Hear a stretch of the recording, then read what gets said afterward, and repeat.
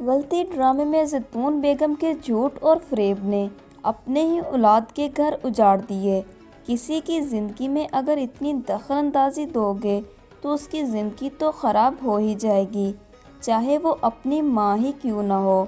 اس ڈرامے سے ہمیں یہ سبق ضرور سیکھنا چاہیے۔ آنے والی ایپیسوڈ اس ڈرامے کی آخری ایپیسوڈ ہوگی، جس میں آپ دیکھیں گے ساس زارا کو کھونے کے بعد در در کی ٹھوکریں کھا رہا ہے، اسے ایک منٹ کے لیے چین نہیں آ رہا۔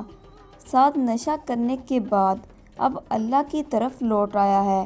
وہ اپنا کھویا ہوا چین واپس حاصل کرنے کے لیے اللہ سے معافی مانگتا ہے، اپنی ماں سے کہتا ہے میں بہت بے چین ہوں، مجھے سکون نہیں مل رہا، ایسا لگ رہا ہے جیسے بہت بڑا کوئی گناہ کر لیا ہو۔ شان سے ایک بار پھر زارا سے ملنے اس کے گھر جاتی ہے تو زارا اسے کہتی ہے میں سعد کو کبھی معاف نہیں کر سکتی۔ زارا کہتی ہے جب دل ٹوٹتا ہے تو بہت تکلیف ہوتی ہے، مگر جب یقین اور مان ٹوٹتا ہے تو ساتھ میں انسان بھی ٹوٹ جاتا ہے۔ ادھر زارا کو تنگ کرنے کے بعد نفیسہ بیگم سعد کے گھر آ کر سعد کو دھمکی دیتے ہوئے کہتی ہے آج کے بعد تم میری بیٹی کے ارد گرد بھی نظر آئے تو اس کا نتیجہ اچھا نہیں ہوگا۔ زیتون بیگم اب سعد کی وجہ سے کافی پریشان ہے۔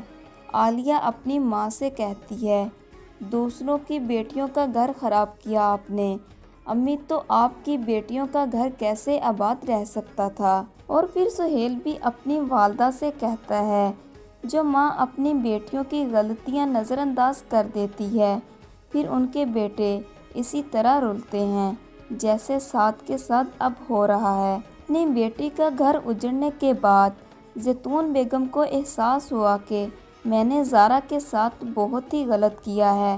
وہ زارا سے معافی مانگنے سعد کو ساتھ لے کر آتی ہیں۔ وہ سچے دل سے زارا سے معافی مانگتی ہیں۔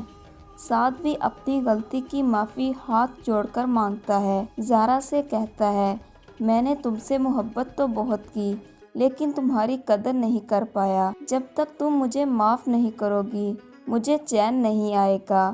سعد کو ایسے تڑپتا دیکھ کر زارا بھی تڑپنے لگی، مگر کیا زارا معاف کرنے والی ہے سعد کو؟ آپ کو کیا لگتا ہے؟ اپنی رائے کمنٹ باکس میں لازمی دیجیے۔ میرے خیال سے تو زارا کبھی معاف نہیں کرے گی سعد کو اور نہ ہی اس کے ساتھ واپس جائے گی۔